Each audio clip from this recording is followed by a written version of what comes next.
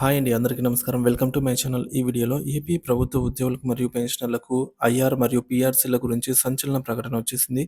పూర్తి సమాచారాన్ని వీడియోలో తెలుసుకుందాం. వీడియోని ఎక్కడ గాని స్కిప్ చేయకుండా ఎండ్ వరకు చూడండి. అప్పుడే ఇన్ఫర్మేషన్ పూర్తిగా అర్థమవుతుంది. వీడియో చూస్తున్న ప్రతి ఒక్కరు వీడియోకి లైక్ చేయండి ఫ్రెండ్స్. వీడియోతోటి ఉద్యోగ పెన్షనర్ మిత్రులతో అయితే షేర్ చేయండి. కొత్తగా మన ఛానల్ చూస్తున్నవారు సబ్స్క్రైబ్ చేసుకోకుంటే వెంటనే మన ఛానల్ అయితే సబ్స్క్రైబ్ చేసుకోండి. దీని ద్వారా నేను చేసే లేటెస్ట్ వీడియోస్ అన్నీ మీ వరకు రీచ్ అవుతాయి. ఇక ఆలస్యం చేయకుండా వివరాల్లోకి అయితే వెళ్ళిపోదాము. ఫ్రెండ్స్, ఇక విషయానికి వచ్చినట్లయితే ఆంధ్రప్రదేశ్ ఉద్యోగులు మరియు పెన్షనర్లకు ఐఆర్ మరియు పీఆర్సీలపై సంచలన ప్రకటన చేసిన మాజీ సీఎం వైఎస్ జగన్మోహన్ రెడ్డి. ఆంధ్రప్రదేశ్ ఉద్యోగులు మరియు పెన్షన్లకు సంబంధించి ఐఆర్, పీఆర్సీ అంశాలపై మాజీ ముఖ్యమంత్రి వైఎస్ జగన్మోహన్ రెడ్డి కీలక వ్యాఖ్యలైతే చేశారనమాట. ప్రస్తుతం ఈ ప్రకటనలో చర్చనీయాంశంగా మారాయి. సో, ముఖ్యమైన విషయాలు తెలుసుకునే ముందు మన ఛానల్ అయితే సబ్స్క్రైబ్ చేసుకోండి. ఇక విషయానికి వచ్చినట్లయితే వైఎస్ జగన్ ప్రకటనలో ముఖ్యాంశాలండి. మాజీ ముఖ్యమంత్రి వైఎస్ జగన్మోహన్ రెడ్డి చంద్రబాబు నాయుడు ప్రభుత్వంపై తీవ్ర విమర్శలు చేశారు. ఉద్యోగులకు ఐఆర్ మరియు పీఆర్సీలను సక్రమంగా అమలు చేయలేదని ఆరోపించారు. ఆయన చేసిన ప్రధాన ఆరోపణలు ఈ విధంగా ఉన్నాయి.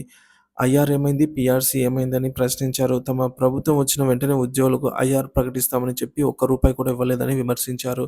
మెరుగైన పీఆర్సీ ఇస్తామని హామీ ఇచ్చి పీఆర్సీ చైర్మన్ను బలవంతంగా రాజీనామా చేయించారని ఆరోపించారు. ప్రతి నెల 1వ తేదీనే జీతాలిస్తామని చెప్పి 9 నెలల్లో ఒకేసారి ఆ తేదీన జీతాలిచ్చారనైతే ఆహ్, ఈ విధంగా విమర్శించారు. 3 నెలలు పెండింగ్‌లో ఉన్నటువంటి డీఏలను అలాగే ట్ర 3 డీఏలు పెండింగ్‌లో ఉన్నాయి. డీఏలు, సరెండర్ లీవ్‌లు, మెడికల్ రియంబర్స్‌మెంట్ వంటివన్నీ కూడా పెండింగ్‌లో ఉన్నాయని తెలిపారు. చంద్రబాబు నాయుడు ప్రభుత్వం ఏపీజీఎల్ఐ, జీపీఎఫ్ నిధులను వాడేసుకుందని ఆరోపించారు. కొత్త ఉద్యోగాలు ఇవ్వకపోగా ఉన్న ఉద్యోగాలను తొలగించారని విమర్శించారు. వాలంటీర్లకు నెలకు 10,000 వేతనం ఇస్తామని చెప్పి అధికారంలోకి వచ్చాక ఈ ఉన్న వాలంటీర్లు ఎవరైతే 2,60,000 మంది ఉన్నారో వారిని తీసేశారని చెప్పారు. బెవరేజ్ కార్పొరేషన్‌లో 18,000 మంది, అలాగే ఏపీ ఫైబర్ నెట్, ఏపీఎండీసీ, ఇక ఉపాధి హామీ పథకం కింద ఉన్నవారిని, అలాగే వైద్య ఆరోగ్య శాఖల్లో కూడా వేల సంఖ్యలోనే ఉద్యోగులను తొలగించారని ఆరోపించారు. గ్రామ వార్డు సచివాలయాల్లో పనిచేస్తున్న ఉద్యోగులను ప్రభుత్వ శాఖల్లోని ఖాళీలలో సర్దుబాటు చేసే కార్యక్రమం మొదలుపెట్టారని, దీని ద్వారా కొత్త ఖాళీలు ఏర్పడకుండా కుదిస్తున్నారని విమర్శించారు.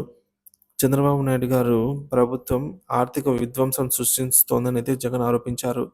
ఇక వైఎస్ జగన్ చేసిన ఆరోపణలు తీవ్రమైనవి. ఉద్యోగుల సంక్షేమం, ఆర్థిక నిర్వహణపై ఈ ఆరోపణలు అనేక ప్రశ్నలను తలెత్తుతున్నాయి. ఉద్యోగులకు రావాల్సిన ఐఆర్ మరియు పీఆర్సీలను ఎందుకు సక్రమంగా అమలు చేయలేదు? ప్రభుత్వం ఉద్యోగుల సంక్షేమానికి ఎందుకు ప్రాధాన్యత ఇవ్వలేదు?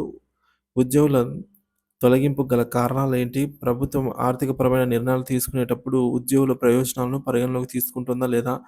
అన్న ఈ ప్రశ్నలకు సమాధానాలు రాబోయే రోజుల్లో వెల్లడి కావాల్సి ఉంది. ప్రభుత్వం ఈ ఆరోపణలపై ఎలా స్పందిస్తుందో మరి చూడాలి.